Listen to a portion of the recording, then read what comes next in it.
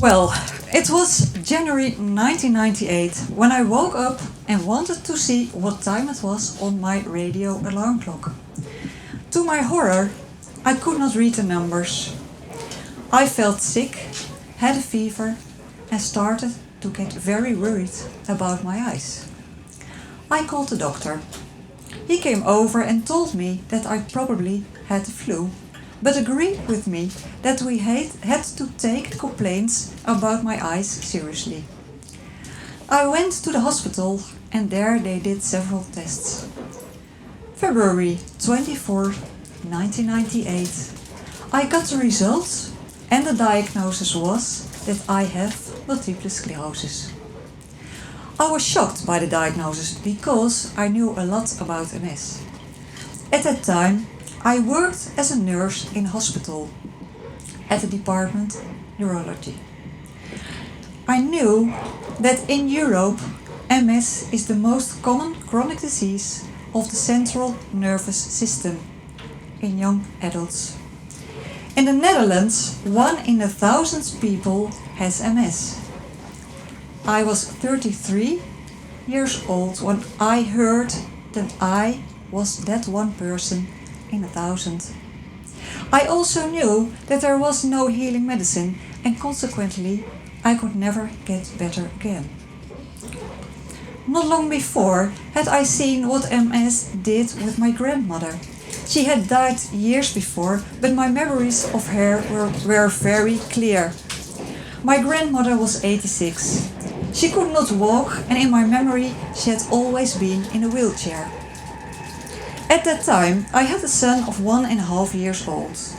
And one of the first things that flashed through my mind was, I don't want to be a mother in a wheelchair. But one thing stood out for me from the beginning.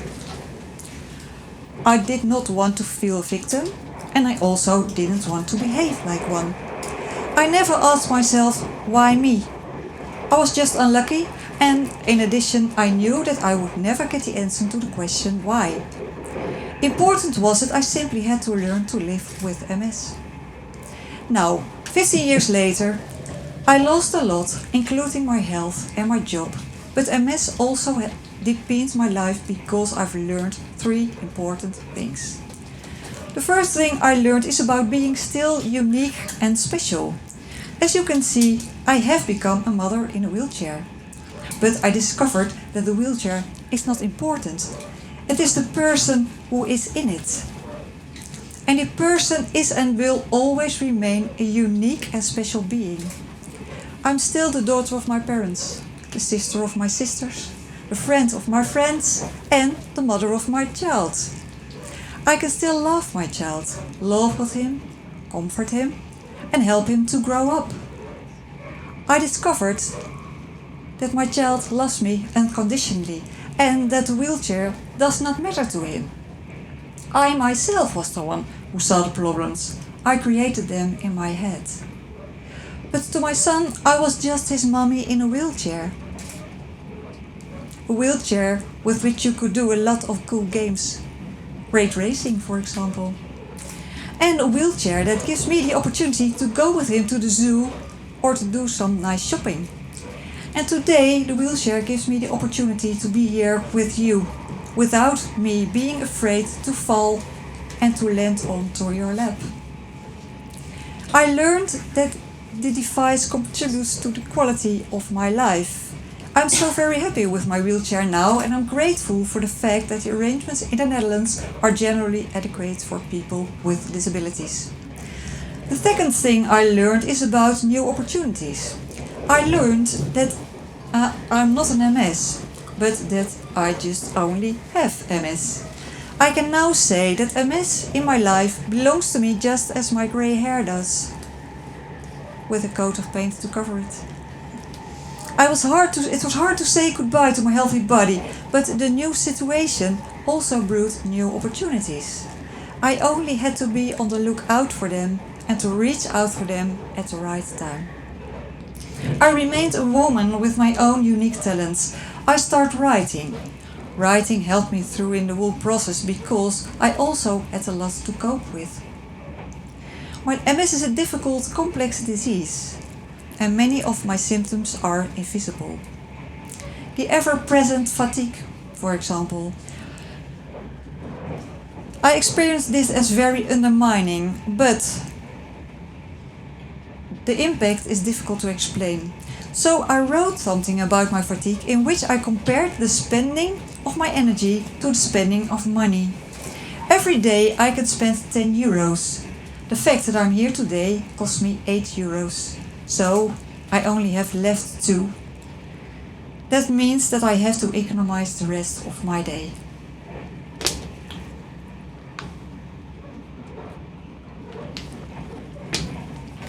I also wrote about the problems with my bladder and how difficult it is to talk about it. If someone asks me, "How are you today?" it wasn't always good to say, "Well, this morning I was too late again to get to the toilet." Fortunately for me, the doctor gave me a pill for it, and now the problems with my bladder are under control.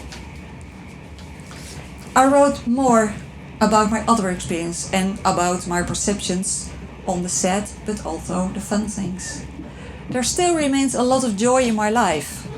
This eventually led to the publication of my first book in 2010, Sunny Shadow, MS in My Life. The third thing I learned is about dreams and make them come true. Because of my illness, I have to adjust my speed in life. I have to think more about choices, and as a consequence, I have to think more about life and the things that really matters to me. For me, life is a gift, but an unpredictable gift. You do not know what surprises life has. I lived my life, dreamed my dreams, thought that I was healthy, and suddenly everything turned out to be an illusion. What remained was a discovery that nothing can be taken for granted. It is important to live consciously and enjoy both the big but also the fun things in life. I had dreams about my career, about everything that I was going to do later. But now I know that it's important to live now and to make your dreams come true if possible.